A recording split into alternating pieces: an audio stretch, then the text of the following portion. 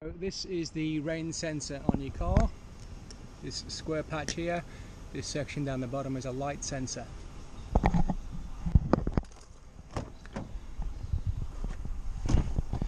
Looking at it from the inside, this one, as you can see, has a bit of a leak from the gel that's come down. It's not working that great, I'm told. To get this off, there's like a little latch here on both sides that just pulls forward and it allows you to pull that away. Inside here you can see the gel pad here. Now you want to preserve this and reuse it onto the new window, and I'll show you how to do that in a moment. If it's not working, it'll either be the gel pad is damaged and it might need replacing. Alternatively, there may be a problem as it's not connected properly, so you might want to check that connection as well. The sensor is detached by this little clip here. You just press on it. I'll see if I can do it with one hand. Not really. Let me have a look.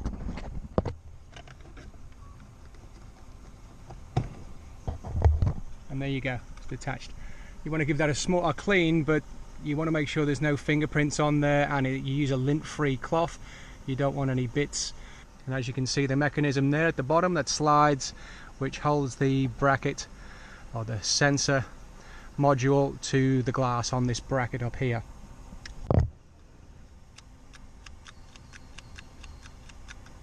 So here's a look from the outside of what you will be seeing inside. So this is the bracket. This is the top, of course. From that angle, that's the top. And that is the computer module. So we unhook that little side bit there, and that goes, these little 4 holes line up with the prongs, and then that just snaps shut.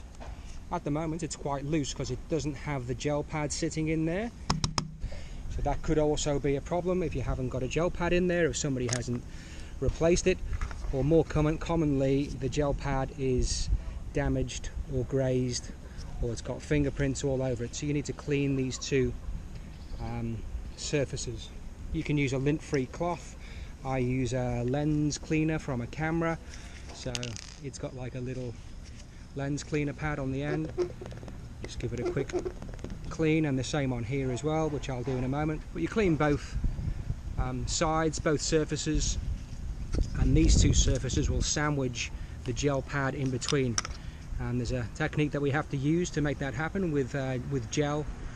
I'll show you that in a moment. The old windscreen, and in here is the gel pad that I'm going to try and salvage. You can see it in there. I'm going to try and remove that, and the way you remove that is with a razor blade. I'll show you that in a moment.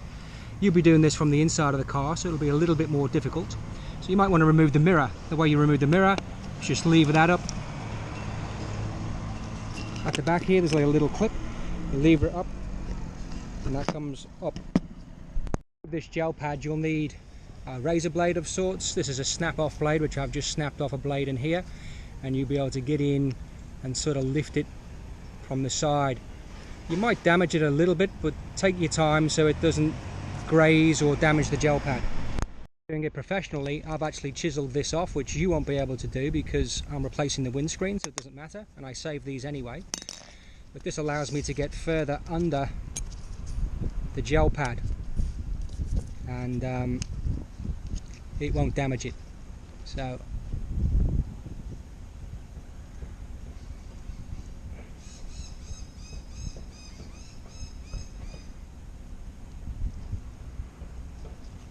and there you go. Now you'll see on this side there's a little bit of damage, but not so bad. We're going to cure that with some new gel, which will fix that problem. And then when we're putting it back on the new windscreen, we'll put the good face down, and this face will be back onto the lens, will face the lens.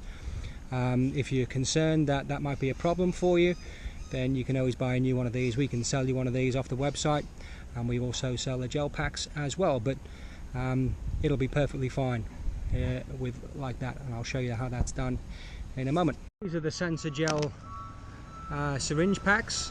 What we want to do is syringe some gel onto here, pencil it in, and then put the gel pad on there, then put this on top.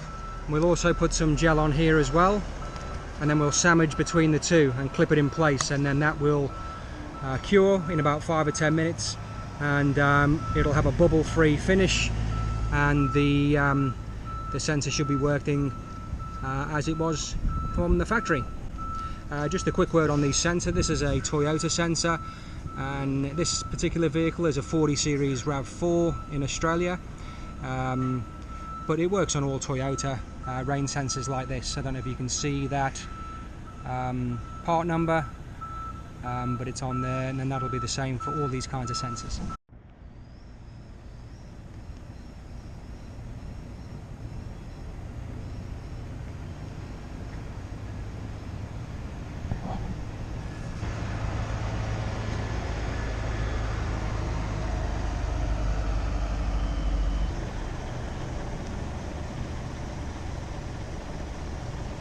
You don't need to overdo it.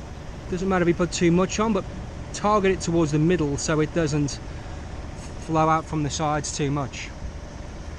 And granted, you'll be doing this from the inside, sort of upside down, so it might be a bit more difficult, but certainly doable. And that's it. You guys, you want to know about the wiring, it's just a simple connector block. It heads behind the head lining there. There's not too much to know. If you're having problems behind there, is a possibility, but very rare that something would be damaged behind there, like a connection problem. It's a pretty simple setup,